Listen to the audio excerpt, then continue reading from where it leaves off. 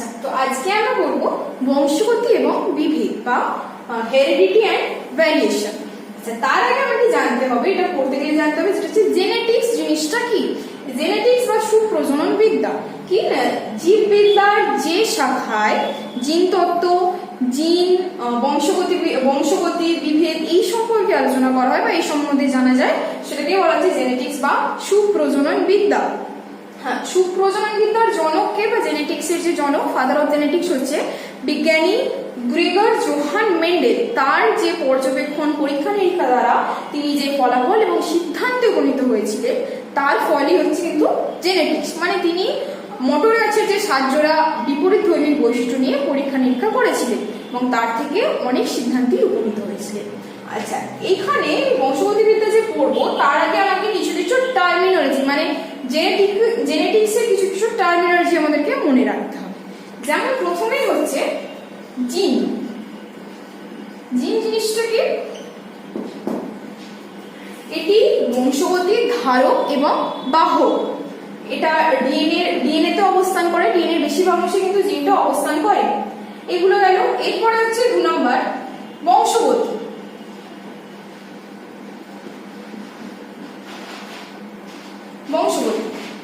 বংশগতি কি না, একটা জীব থেকে বংশ পরম্পরায় অপত্য জীবে তাদের বৈশিষ্ট্য যে সঞ্চালিত হয় সেই প্রক্রিয়াটাকে আমরা বংশগতি বলি। লোকাস।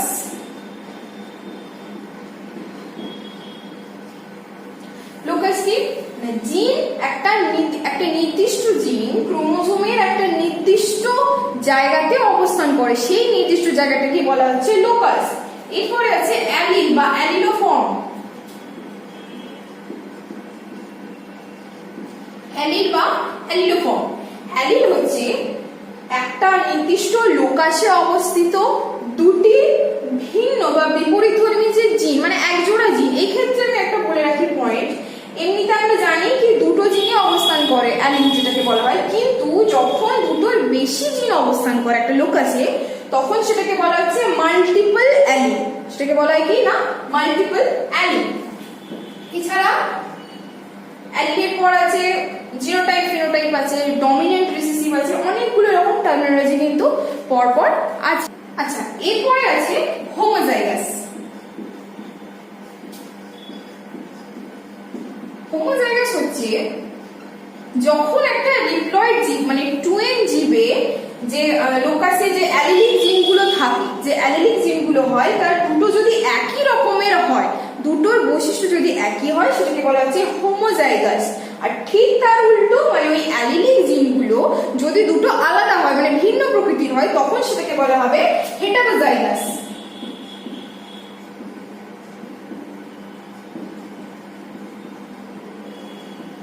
হেটারোজাইগাস। এরপরে আছে ডমিনেন্ট আর রিসেসিভ, মানে হচ্ছে প্রকট আর হচ্ছে প্রচ্ছন্ন। এই প্রকট প্রচ্ছন্নের ক্ষেত্রে কি হচ্ছে না, যদি কোনো একটা ডিপ্লয়েড জীবে হেটারোজাইগাস যদি জিনগুলো থাকে, যেহেতু দুটো বিপরীতধর্মী হেটারোজাইগাসটা, অ্যালিলিক জিনগুলো কি হয় না, যে জিনটার অস্তিত্ব বা বৈশিষ্ট্য বাইরে প্রকাশিত হয়, অর্থাৎ বাইরে থেকে তার অস্তিত্বটা বোঝা যায়, সেই ক্ষেত্রে তাকে বলা হচ্ছে প্রকট বা ডমিন্যান্ট। আর যদি বলা হয় যে যে জিনটার বৈশিষ্ট্য সেম, যদি হেটারোজাইগাসের কোনো অ্যালিলিক জিন দুটো যদি মানে বাহ্যিক প্রকাশিত হয় না, তার বৈশিষ্ট্যগুলো যদি বাইরে প্রকাশিত না পায়, তখন সেটাকে বলা হয় রিসেসিভ জিন বা প্রচ্ছন্ন জিন। এটা গেল। এরপরে আছে জিনোটাইপ আর ফিনোটাইপ। আমি এগুলো একসাথে পয়েন্ট করে লিখছি, এগুলো আলাদা আলাদা পয়েন্ট করে লেখা যায়। জিনোটাইপ আর ফিনোটাইপ। জিনোটাইপটা হচ্ছে কোনো যে জীবে জিন বা অ্যালিলের সমষ্টিটাকেই বলা হচ্ছে জিনোটাইপ, আর সেই জিনের যে বাহ্যিক প্রকাশটা হয় সেটাকে বলা হচ্ছে ফিনোটাইপ। আচ্ছা, এরপর হচ্ছে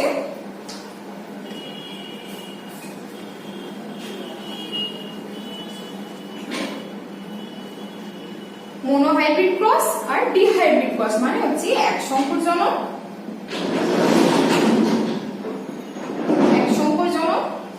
দ্বিসংকরজনক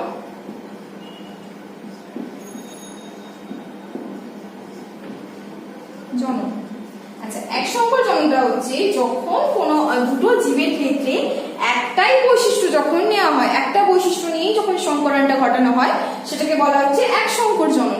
আর যখন দুটো বিপরীত ধর্মী জীব নিয়ে তার দুটো বৈশিষ্ট্য নেওয়া হয় সেটাকে বলা হচ্ছে দ্বিসংকর জনন। মানে আমি যদি এক সংকর জননের উদাহরণ যদি বলি, আমি একটা মটর গাছে ধরি, আমি একটা বৈশিষ্ট্য নেবো, মানে সে যদি লম্বা হয় সেক্ষেত্রে বিশুদ্ধ লম্বা হলে এটা হবে, আর বিশুদ্ধ বা যদি বিপরীত ধর্মী বৈশিষ্ট্য কি হবে না, বিশুদ্ধ খড়গ, সেটা হবে স্মল টি আর টি। এটার মধ্যে দুটো সংকরণ ঘটালে যেটা হয়। কিন্তু এখানে যদি আমি দ্বিসংকর জননের ক্ষেত্রে বলি কি না, দুটো বিপরীত ধর্মী বৈশিষ্ট্য বলেছি, সেক্ষেত্রে কি হবে, লটের ক্ষেত্রে যদি আমি বলি হলুদ বীজপত্র আর গোলাকার বীজ, সেটা হলে কি হবে, মানে দুটো বৈশিষ্ট্য আমি নিচ্ছি রাউন্ড শেপ। আর এর যদি আমি সংকরণ ঘটাই এর বিপরীত, মানে কি হবে, স্মল ওয়াই ওয়াই স্মল আর আর। এটা হচ্ছে দ্বিসংকর জননের ক্ষেত্রে এরকম একটা স্ট্রাকচার আছে। এরপরে আছে পিজনু।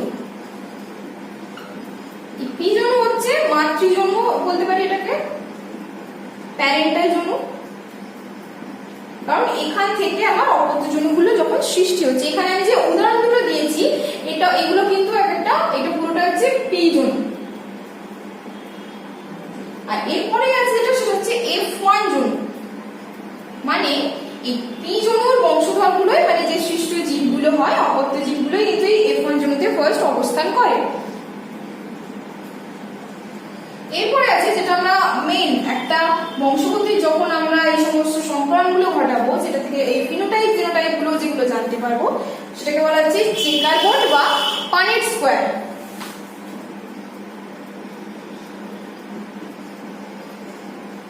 বোর্ড বা পানেট স্কোয়ার।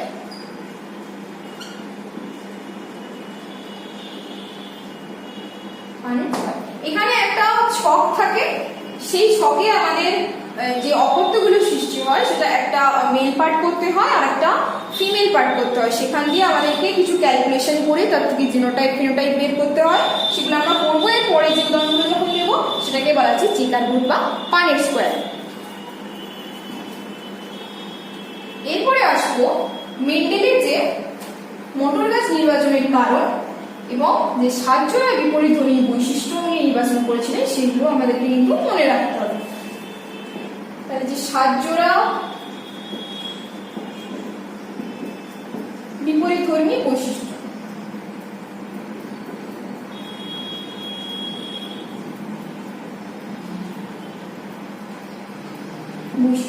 এক্ষেত্রে একটা ছক হবে, একটা হচ্ছে ক্যারেক্টার্স বা চরিত্র, একটা হবে ডমিন্যান্ট বা প্রকট যেটা আগেই বললাম, আর একটা হবে রিসেসিভ বা প্রচ্ছন্ন।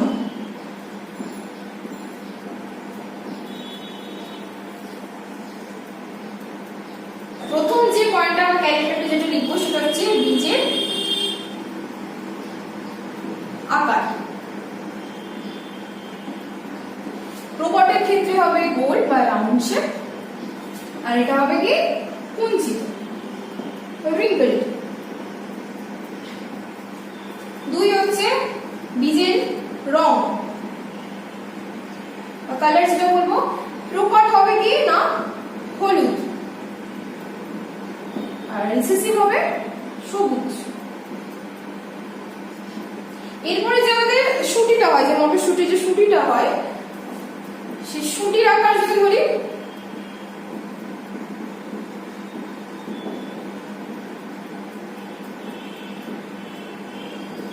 এটাও হয় শুটিটা স্ফীত হয় প্রকট হলে, আর প্রচ্ছন্নের ক্ষেত্রে হবে সেটা সংকুচিত, মানে ঠিকঠাকভাবে স্ফীত হয় না, সংকুচিত।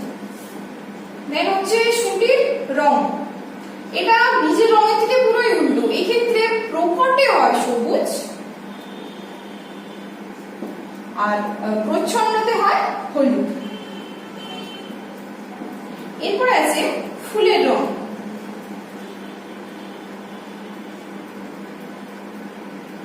মটর গাছে যে ফুল হয় সেটা প্রকট বেগুনি বা ভায়োলেট কালার, যেটা আর প্রচ্ছন্নতে হয় সেটা সাদা। এরপর হচ্ছে ফুলের অবস্থান।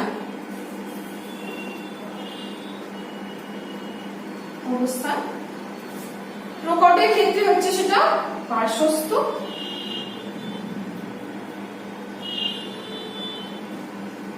আর প্রচ্ছন্নের ক্ষেত্রে হবে শীর্ষস্থ। আচ্ছা, এখানে আরেকটা জায়গা হচ্ছে আমি বলে দিচ্ছি, সেটা হচ্ছে 7 নাম্বার, যেটা হচ্ছে কাণ্ড। আমি এখানে কোথাও একটা লিখে দিচ্ছি স্টার দিয়ে, যেটা হচ্ছে কাণ্ড। প্রকট অবশ্যই সেটা লম্বা, আর প্রচ্ছন্নের ক্ষেত্রে সেটা হবে কি না বেটে।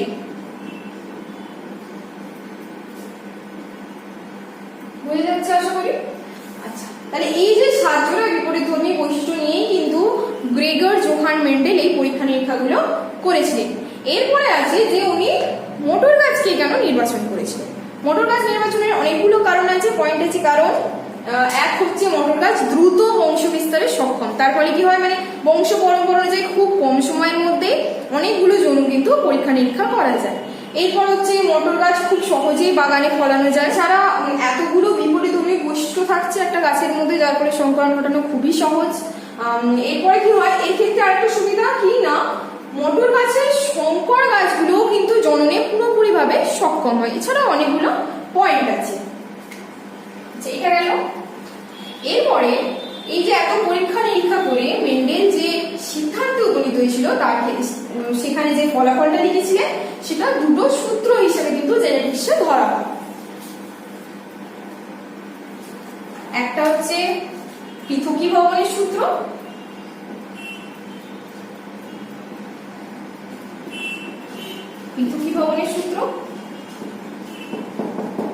আরেকটা হচ্ছে স্বাধীন সঞ্চালনের সূত্র।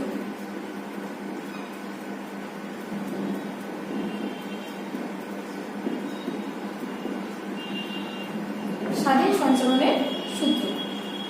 যেখানে সহজ পদ্ধতিতে বলি, যেটা হচ্ছে এক সংকর যেমন বললাম, সে এক সংকর জননটা এটার উপর চলে, আর দ্বিসংকর জননটা দ্বিতীয় সূত্রকে ফলো করে। ঠিক আছে, তাহলে প্রথমে আমরা পৃথকীভবনের সূত্রটা করব। এক্ষেত্রে পৃথকীভবনের সূত্রটা কি হবে না, সংকর জীবে কোনো বৈশিষ্ট্যের জন্য দায়ী বিপরীতধর্মী যে অ্যালিলগুলো হয় সেগুলো পরস্পর কিন্তু মিশে যায় না বা মিশ্রিত হয় না। তারপরে কি হয়, যখন জনন কোষটা সৃষ্টি হয় সেই সময় তারা একে অপরের থেকে পৃথক হয়ে যায় বা আলাদা হয়ে যায়, এবং এক একটি জনন কোষে এক একটি অ্যালিল তখন সেটা প্রবেশ করে। এটা যদি আমি, এটা হচ্ছে পৃথকীভবনের সূত্রটা গেল। এর থেকে যখন আমি প্রথম যে এক সংকর জননটা আছে সেটা দেখাবো আমি। এক্ষেত্রে প্যারেন্টাল জনিত বা প্যারেন্টাল জেনারেশনে আমাদের কি কি নেওয়া হয়েছে, একটা হচ্ছে বিশুদ্ধ লম্বা মোটর গাছ, আর একটা হচ্ছে বিশুদ্ধ বেটে মোটর গাছ। এই দুটোর মধ্যে সংকরণ ঘটালে এর থেকে আসবে একটা টি, এবং এর থেকে, আচ্ছা এটাকে আমি পি জনু বলছি, এবং এটাকে বলা হচ্ছে জি1 বা যেটা জনন কোষ। এখান থেকে হচ্ছে এই দুটো যদি আমি দেখি ক্রস করাই, সেটা হচ্ছে লম্বা যেটা টি টি, এটা ক্ষেত্রে, আর এখানে হচ্ছে এটা লম্বা। এবার এর যদি আমি জি2 জনন কোষ যখন ধরি, এটা থেকে আমি দুটো আলাদা আলাদা করে নেবো এটাকে, একটা হচ্ছে এটা আর একটা হচ্ছে এটা। সেম এর ক্ষেত্রেও হবে এটা আর স্মল টি। এবার যখন আমরা যে F2 আছে, এইটা হচ্ছে F1 জনু, এবং যখন আমরা F2 জনুটা করব তখন আমরা দুটাকে চেকার বোর্ডের সাহায্যে করব। চেকার বোর্ডটা আমি এখানে করে বড় করে দেখাচ্ছি। এটা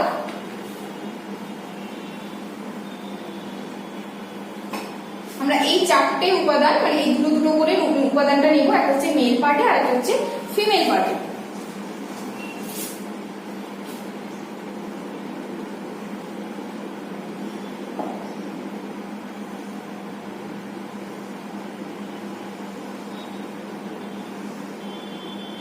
এখান থেকে আমি মেলটা করে নেব। আচ্ছা, এখানে এই যে দুটো পেয়েছি আমরা, সেখানে লিখবো একটাকে ক্যাপিটাল টি আর একটা হচ্ছে স্মল টি, আর একটা হচ্ছে ক্যাপিটাল টি একটা হচ্ছে স্মল টি, মানে বাম দিক রো বরাবর আর কলম বরাবর। এবার এখানে আমি ক্যালকুলেশনটা করবো কি করে।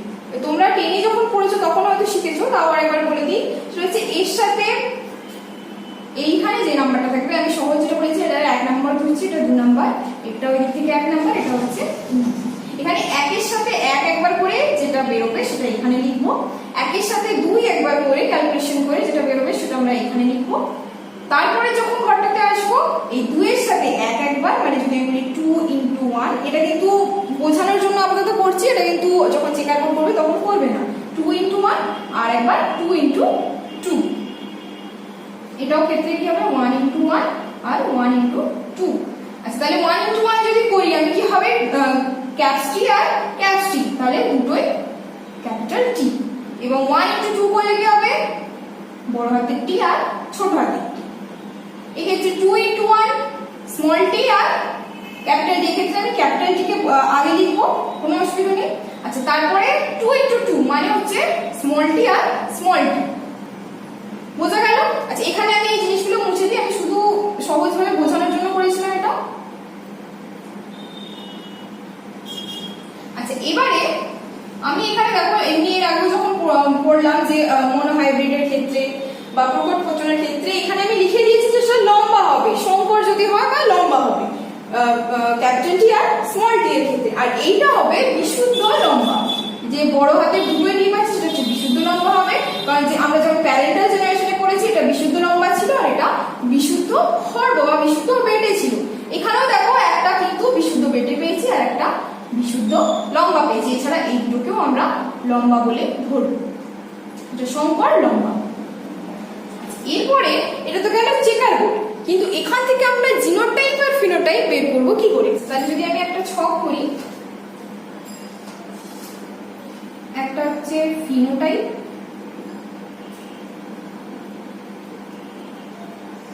একটা হচ্ছে জিনোটাইপ,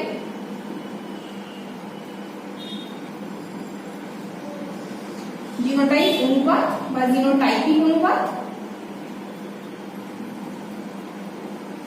জিনোটাইপিক রেশিও যেটা,